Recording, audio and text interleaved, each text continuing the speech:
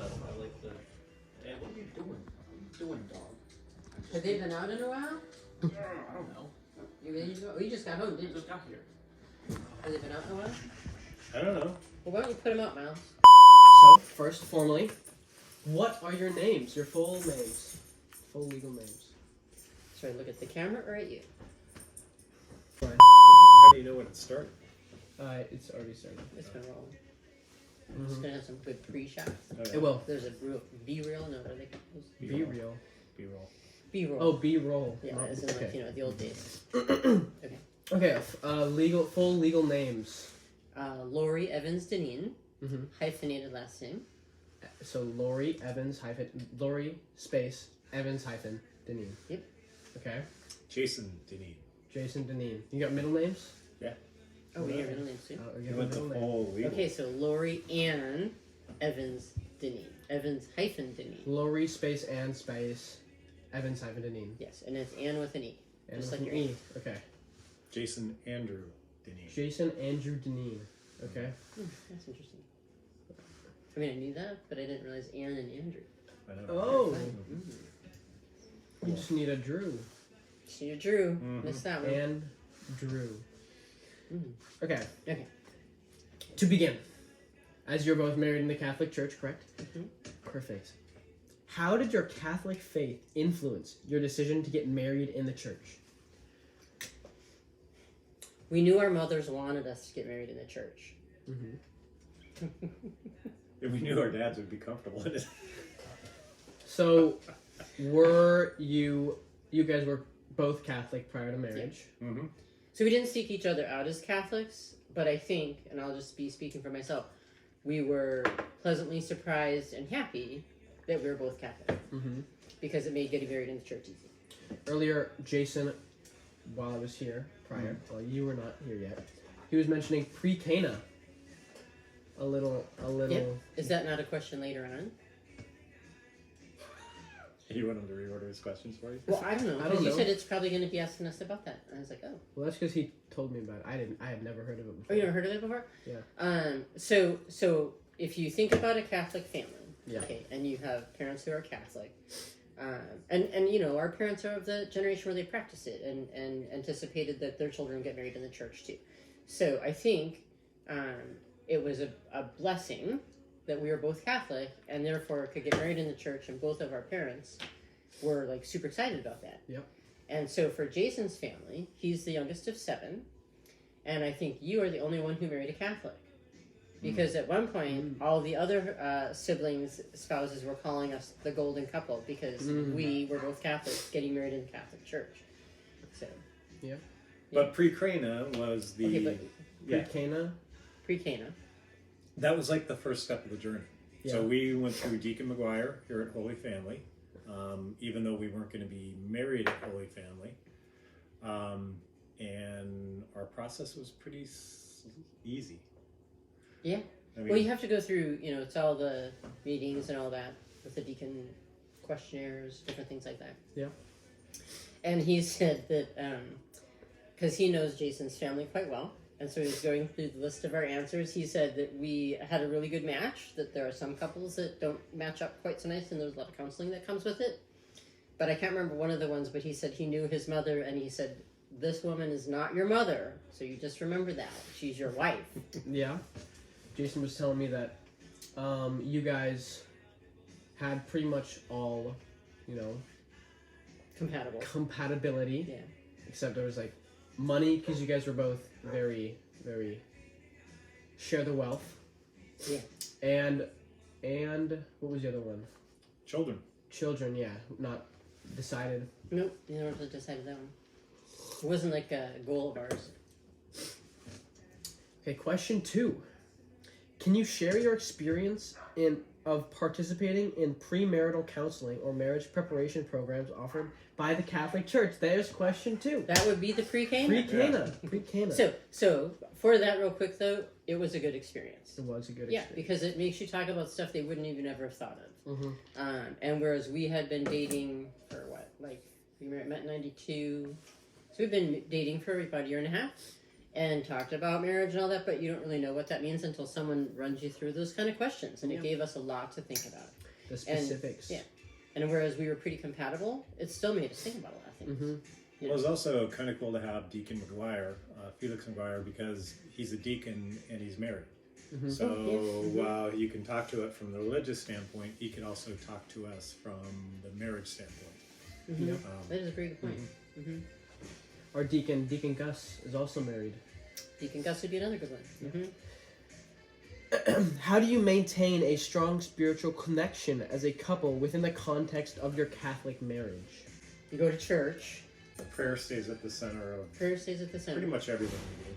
You know, I feel like with the kids older and busier, it's not as at the center anymore, but we try to keep it there. Yeah. And, say grace at dinners. Of course, do all the holidays together, Mhm. family meals. Yeah. As much as we can. Because again, it's like, where'd everybody go? They're seniors now. Yes. So, Yes. Have there been any challenges in your marriage that your Catholic faith has helped you navigate? If so, how? we lost our third child. So that wasn't really a problem with the marriage, but we had to lean into our faith for that one. Yeah. So that was tough. Mhm. And through family tribulations, not not ours, but our extended family tribulations. It's faith is that safe port you fall upon when you need it sometimes. Not that you want to, but it's there. Mhm. And it's good to have faith because you know it's there. Yeah. In what ways do you incorporate Catholic traditions and rituals into your married life together? Into our married life. So, without kids? Well, your life, like as a whole, like since you've been married, how do you participate in Catholic tradition and stuff like that? Well, the kids go through all the sacraments. Yeah, okay. We go through all the We're sacraments. going to double seconds. And those are really in the big picture. This is what I when you see different cultures that have all of the regalia and all of the rituals for going from young men to men and young women. So I feel like in Western culture we've lost a lot of that, but the church still has that. Yeah. So for Catholics in particular, Confirmation. you take all the sacraments. You take the baptism. You take the first communion. You take the rite of penance. What is it? Penitence? No. What do they call it? Reconciliation. There They you have a go. new name. It's like P. You go in the It's not a closet. P word. And then confirmation. And so those are important to keep because those are the rituals we have. And as a Western culture, that and sometimes I think about the regalia of our church. Whether it's the different colors of the church, that all of the different liturgies, liturgical holidays or whatever. But go around. The colors change, the priesthoods change. The Advent calendar. The Advent calendar, the Easter calendar. Then Wait, Advent. I'm thinking of the calendar as a whole. What's the name of that calendar? the liturgical The calendar. liturgical calendar. Yes, that Different. one. That one. Advent is just Christmas. Advent is just That's all the just chocolates. one of the many. As Yeah. the chocolates. Just the chocolates. Perfect. So, how has your understanding of the sacrament of marriage deepened since your wedding day? And that is another one of the sacraments. We didn't count that one, but it is You're a right. sacrament. How has it deepened since our wedding day? So, One more time. how? So, prior to your marriage, you hadn't experienced it. Yeah. So it was just a concept that you had heard of. And how has getting married changed your preconception of the true meaning and trials of marriage? Well, I don't know that I had a preconception. My parents were married, didn't divorce. My dad passed away. Your parents never divorced. So I guess in my mind, I didn't really plan on getting married until I found someone I was going to stay married to. And then no marriage is easy. Mhm. It's a system of balances and compromises. And I feel like we are we're pretty even keeled. Pretty what? Even keeled. So Even-keeled. either one of us pushes their will on the other. Mhm. We don't look to push buttons. But we also had a large amount of trust, and I think that trust is, again, comes back to faith and faith formation and learning to allow yourself to trust others. And we've just always very much trusted each other. That's good. Perfect. You want a Benadryl? I should fare. Okay. How do you support each other's spiritual growth within your Catholic faith? It's a tough one. It is a tough one. How do you help each other grow in your faith? Like as a stepping stone. I don't know. Are we growing in our faith? One would hope. So, like, if we think about the kids going through the different sacraments and the preparations, I mean, I feel like we learn a lot all the time. Yeah. Although it's strange to be on this end of it. Yes. It's part of growing old. Mm-hmm. That's true. And trying to keep community. And trying to keep community. And you, Colin, are part of that with families and friends who share the faith and share the community. Of course. Thank you for the Benadryl.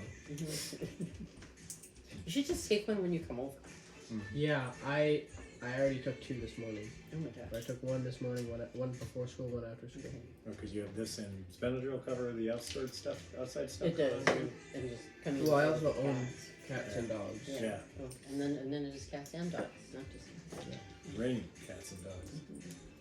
But I do think that for our spirit, so there was, I'm thinking about when I was working at the Archdiocese and was running the stewardship department, and all of the new stuff that I was learning, that I was bringing home and sharing, and I think that was a way, we'd maybe not really thought that we hadn't grown recently in our faith, but I think thinking about stewardship and that giving your life over to God and saying, what do I want to do today? Oh, excuse me, what do you want me to do today? Was kind of fun to kind of bring home and talk about with the family, and then kind of incorporate into it. Like, thinking about Miles's college decision. I mean, we prayed a lot. I don't know about you, but we talk about praying a lot about the different things and where we wanted him to go and how we wanted the outcome to be. But we knew it wasn't what we wanted. It was what he wanted.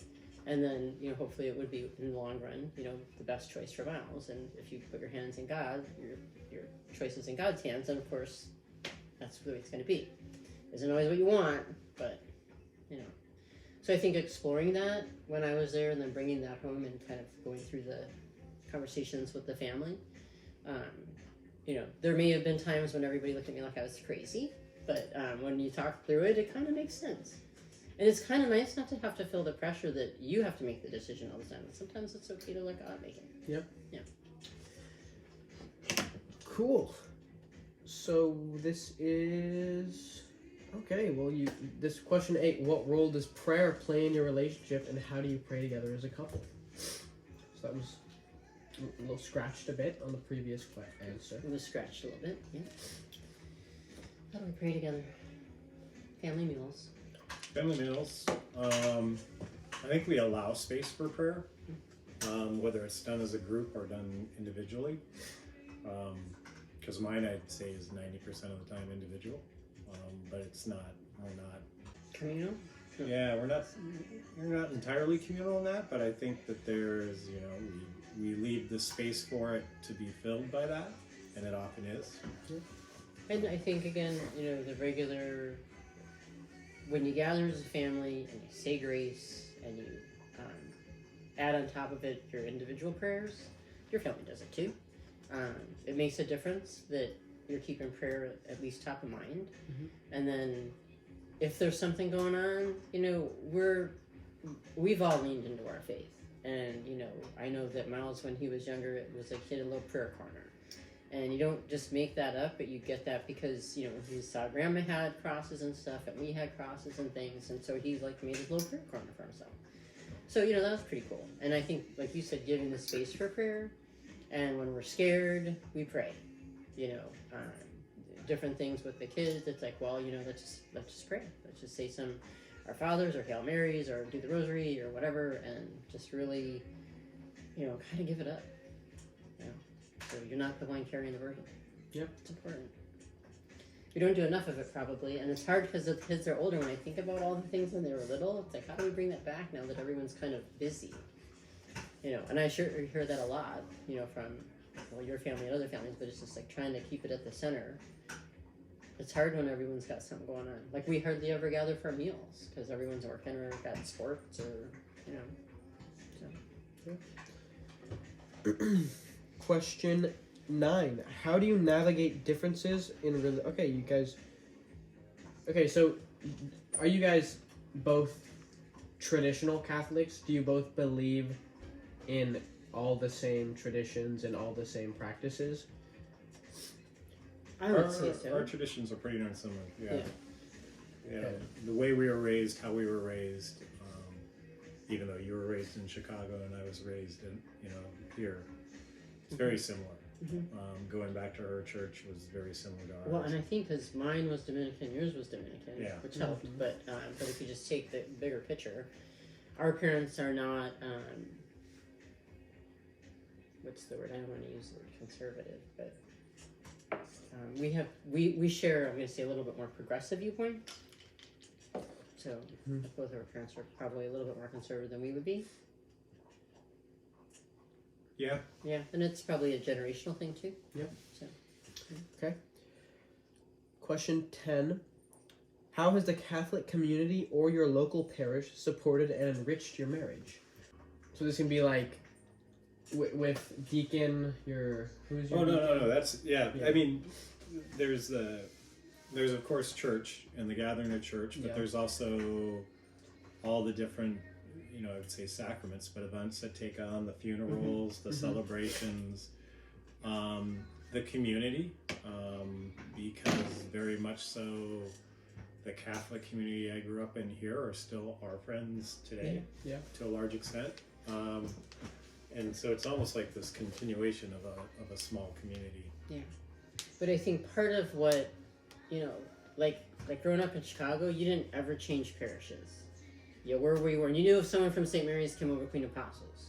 And if you had to go over with a friend to St. Mary's and you were Queen of Apostles, people were like, why aren't you at Queen's today? You didn't change parishes. And up here, people go to different parishes all the time. Mm-hmm. So the kids were baptized at Holy Family, made their first communion at Holy Cross. Miles made his confirmation at Guadalupe. Evan made her confirmation at Holy Cross. So, we kind of have a variety of communities for a variety of reasons. Yep. I'll leave it there. And I think about, like you said, with your mother. So when we're at Guadalupe, even Holy Family, that's like the old families of Anchorage, that when we walk in, everyone loves us because they love Jan and Larry. And all the kids. And so, now I guess I know all the kids too. So those are ways to be embraced. And when we go over to Holy Cross, those are families that we've made friends with. Those are our communities that we have become friends with because our kids made sacraments there and we go to Mass there. So I think there's kind of a couple of different layers to that. But having that community, and I'll be honest, we aren't as church-going as we were just because the way the soccer schedules or the hockey schedules and stuff, we aren't always in town on a Sunday. But it's not to say that we don't try and catch Mass if we can wherever we are. But it's definitely the kind of thing that wherever those communities are, though, that support to me is pretty important. Yeah. Okay, great. So we are at question 11. How has your understanding of love, commitment, and sacrifice evolved through the lens of your Catholic faith? Love, community, no. Commitment, sacrifice. Love, commitment, and sacrifice, yes. So how has your Catholic faith guided your understanding of these elements? Love, commitment, and sacrifice. Never really thought of it as an underpinning, but it definitely is. Have you had changes in the way you value, love of other people, the way you value your commitment, or the way you understand sacrifice? I think love and commitment are the easier ones. That's what I was gonna say. Sacrifice would be the hard one. But I think that sacrifice is also something that would definitely be foundational if you're, having to think about that and saying, okay, it's like Anne used to say when we would talk about jobs and different things. We got to take one for the team sometimes. Yeah. And you sacrifice your time to raise your children. Yeah. Thank you. Yes. Take them to the soccer banquets. Yes, indeed, Colin. Thank you for that. We sacrifice a lot for our kids, and I think that's one of the things that everyone's busy. Everyone's busy, and if you look at family as the nucleus and almost part of that foundation of your religion or your faith, I guess not your religion but your faith, we have put our commitment and our sacrifice behind our family.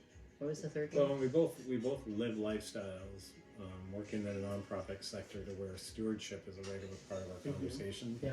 And the stewardship's often, our model follows what the Catholic Church has taught us as a model of stewardship and commitment. So love, commitment, and sacrifice. Oh, yes. yeah, and so sacrifice doesn't come to mind because it's kind of just how we live. Yeah. It is how we do. It's like I tell the kids when they whine about stuff. I said it's what we do.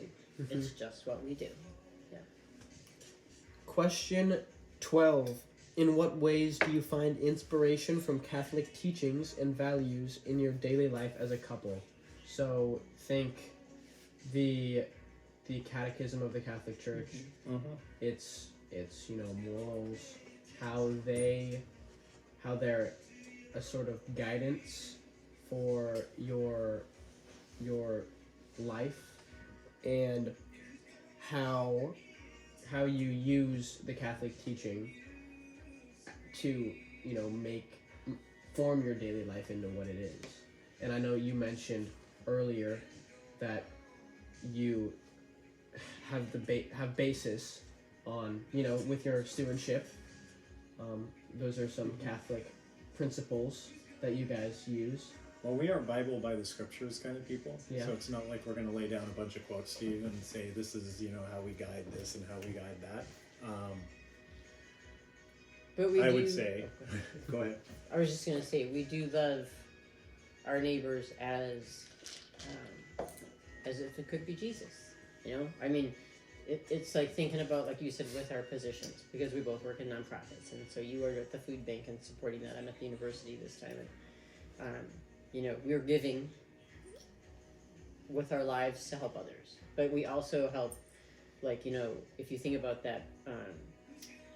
The homeless people. We have a big homeless population up here. And it's like, there'll be times when it's like cruising down the street and it's like, I don't know what makes me that guy I need to stop and give money to, but I try and always keep singles in my wallet so that I can pull out a $1 bill and give it to the guy. Not everybody, but just sometimes it just speaks to you and you're like, oh my God. And then there was the time that this lady needed a ride and Evan, was younger, and I gave this lady a ride and Evan was like, why are you giving this lady a ride? I'm like, because she needs one. And so we gave her a ride. And, just stuff like that. It's trying to trust, not be stupid, but trust that you're doing the right thing. Yeah. And so, like Jason said, we aren't scripture quoting people, but, we try and live that whole concept of human dignity, treat others like we would want to treat ourselves, like any one of them could be Jesus. Choose leadership paths like servant leadership, which is a lot more difficult to pull off than typical hierarchical leadership. Yeah. Engagement through people and with people rather than over people. So, question 13. How do you incorporate Catholic moral teachings and values into your decision making as a married couple? So, kind of like the previous question, but instead of your daily life, it's how you make sort of big decisions or small decisions, like how you make the decision to keep singles in your wallet to give them to people if they speak to you, and stuff like that. Minor decisions or big decisions like the decision to have kids, stuff like that. We didn't make that decision. Yeah. God did. Because I'm telling you what, we weren't supposed to have kids. I don't know if you know that or not. I don't know. Yeah, we weren't supposed to have kids. and then we were gonna adopt, and then we found ourselves having children. So you just don't know how it's gonna work. Yeah. I think I think probably our style is to allow the flexibility of whatever God chooses to be the way we go. Yeah. Rather than hoping to pray to a set answer that we're hoping for approval in, we kind of roll with it to a certain extent. Yeah, and actually in our theology class, like last week or 2 weeks ago, that's exactly what we were learning about. You know, letting whatever happens. Because that's ultimately what God's decision is. So, yep, that's exactly what the case was. How about that? How do you question 14, how do you celebrate and honor special Catholic feast days, anniversaries, or milestones in your marriage? Not with enough exuberance. I don't like birthdays. I mean, we try to gather family and friends. Yeah. And I think that, because we don't have a lot of family up here, to me it's important that the kids realize that there are people who love them. And so, like you say, we gather family and friends so that the kids realize that there are not just dad and mom who love them, but that there are a wide variety of what we call aunts and uncles, cousins like you guys that, are part of the family. That if they need anything, if there's anything that we can't help them with, or they need to talk to somebody, that they know that there's a bigger family up here for them. So I think when you go down to like actual, I'm trying to think of like feast days, like we do, of course the usual Christmas and Easter and Holy Days of Obligation. And then we celebrate Lent. We celebrate Easter. Yeah. And I'm telling you what, I think this was the longest Lent we've ever had. It's the same 40 days, but it lasted a long time this year for some reason. It did. Gosh. A lot of snow. Maybe that's what it was. Oh my word. Yeah. So, anything else? No, it's hard to make time. It really is. We have our anniversary color candle that we light. Yep. Right over there. Right over there. It doesn't look like it's been lit for almost 30 years, but it's there. Yeah. We're working on it. So, question 15. Can you share a significant moment or experience where your Catholic faith played a pivotal role in strengthening your marriage? We've been pretty steadfast. Yeah. I go back to when we lost the baby Ruby. If you heard us talk about baby Ruby, or I haven't talked about baby Ruby, but that was hard. We were 5 months. Yeah. And we had to, of course, you can have a DNC or you can birth the dead baby. And that was hard, and we made the decision to birth it because there are people that said, oh my God, you don't want to carry that any longer than you have to. And I could not do a DNC, even though the baby was dead already. And then I think after that, when we came back from the hospital, it was a hard few days. We hunkered down. Well, it was New Year's. It was a hard time that's too. right. It was New Year's. It was right on, right on New Year's. Yeah, that was terrible. It was right after Christmas. We've tried everything else that they say couples shouldn't do. House remodels, letting in-laws live with us, more house remodels, starting a business. Changing jobs every couple of years, moving every couple of years. We've done a lot of things to really try our, things that put pressure on our relationship. I remember 2910 Wendy's Way. Yeah. Oh my gosh, yeah. So I think we have been blessed. Yeah. Yeah, it goes back to, I think trust is a foundation, and we do the same thing with the kids, with Miles and Evan. Is, your actions we're not concerned about. The lying about your actions or being deceitful about your actions is more concerning than the actual outcome. Because it damages the trust. And I think you guys are really blessed with, a lot of compatibility. So that's a great reason why y'all are still together. That's amazing. So how long? Almost 30 years? Yeah, it took us a little math to figure that out, but in June of 2024 will be 30 years. So this June it'll be 29. Wow, that's crazy to think about. Yep. And I still feel like I'm 29, Colin. Yeah. That's what I think I met you when I was 29. I met you when I was 29? No, you're like 27. Okay. Or I was 27. Maybe I was 27. 25. I was 25. Are you really 25? Not quite. 04. So it was 02, 67, 23, 25. You're right. Yeah. I'm a little. There's some quick math for you. Yeah. Awesome. Thank you guys for the interview. You're very welcome. Excellent. Good Very luck with that. wonderful.